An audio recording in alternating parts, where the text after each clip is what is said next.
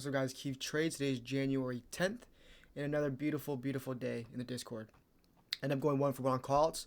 It was a banger trade, but I just didn't get filled. I believe it was probably my execution broker issue, as I did set a limit that the price did hit.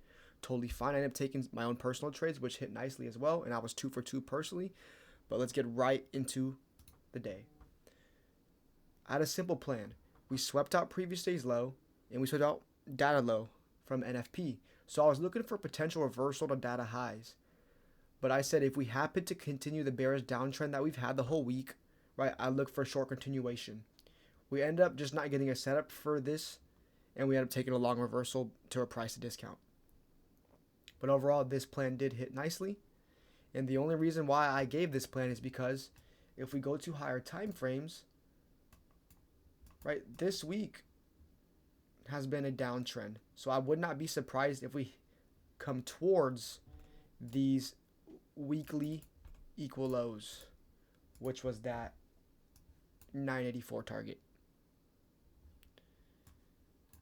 And coming into the 50-minute fair value gap I was talking about was we had that news off open. I said if we respect this,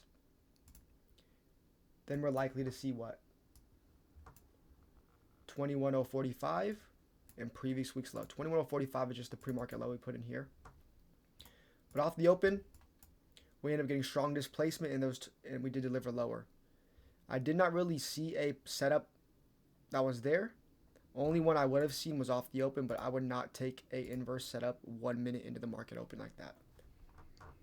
And we just sold off, and that's totally fine. So now after that sell-off, we're looking for the long reversal. And we have to wait for points of confluence here. And we dipped into a 1 hour on a higher time frame from a while back. So let me go into that real quick. Boom. Yeah, it was a 1 hour fair value up way back here. But let's draw it out.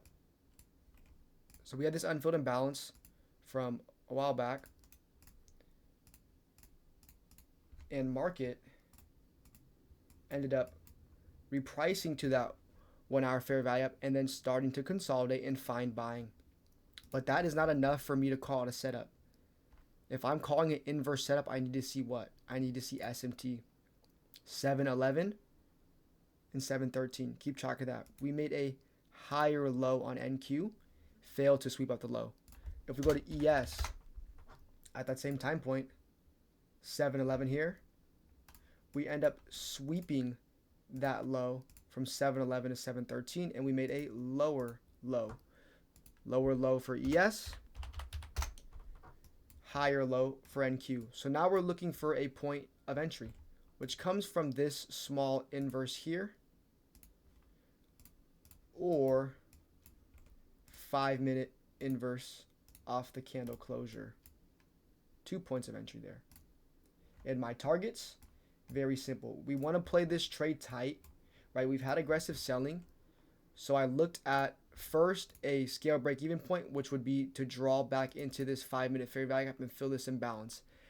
I know that minimum. With the SMT, with the buying out of the 1 hour, with the inverse premium 5, we should minimum reprice to the 5-minute fair value gap. And then I had a secondary target at midpoint of this gap here. 50%. So these are my two targets I called for. This trade paid 25 to 55 plus points. And we can go into the VIP chat real quick. And then we can see that, right? Took it, right? All of the members on live today end up hitting that trade and a beautiful win. And that's all you need. One win on Friday, cherry on top. That's it. But all of our members caught that beautiful quality long trade, and that was all we did for the day.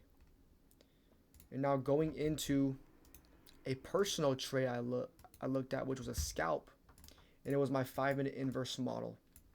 So we can see that bearish fair value where we targeted for the longs. We ended up inversing here, trading back into it, and finding buying. All right, this was a bit of an intuition trade.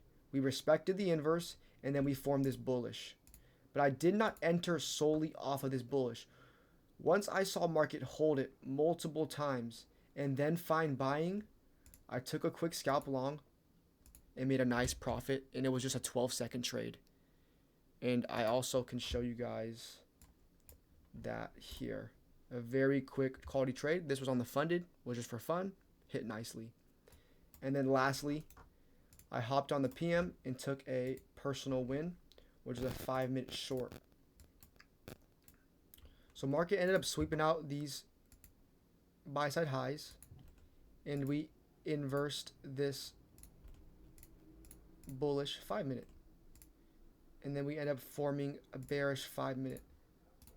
I was looking for a quick delivery. Again, my target wanted to see these 43s. But once we closed and we tapped in this 5-minute, I got short and I just played my stop here on my live account. I was looking to either see a quick rejection or if I got stopped out, totally fine. My original target was 43. But once we swept out this low and equal loaded and flipped, right, this trade was meant to pay 40 points or 35 points. But once I saw a strong flip, I just got out around here at this green candle for 25 points, which is totally fine relative to my risk, which was about an 8-point risk to make 40 points. But again, very close to my PT. It sucks, but I'm totally fine taking that trade. And that is going to be it for January 10th. And I want to show you guys our win rate for the week. So this week, we had no trade on Monday, right? Market was slow. We never got a setup. We stayed disciplined. That discipline always pays. We catch beautiful wins. On Tuesday, we take one trade on Wednesday due to the FOMC meeting minutes in the PM. Off day because Jimmy Carter's funeral. And then one last trade plus some callouts. So a 6-for-6 week plus some extra callouts that I called out that won. But overall, a perfect week, and we are 11 for 13, which is about an 84% win rate. Again, I hover around 70 to 80% win rate, in line with the statistic.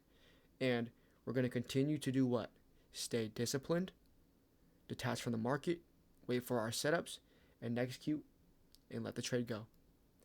But that's going to be it for January 10th. Thank you guys for watching. Leave a like, leave a comment, subscribe. And if you want to join the Discord, we'd be happy to have new members. The link is in the bio. Until next time, guys, peace out.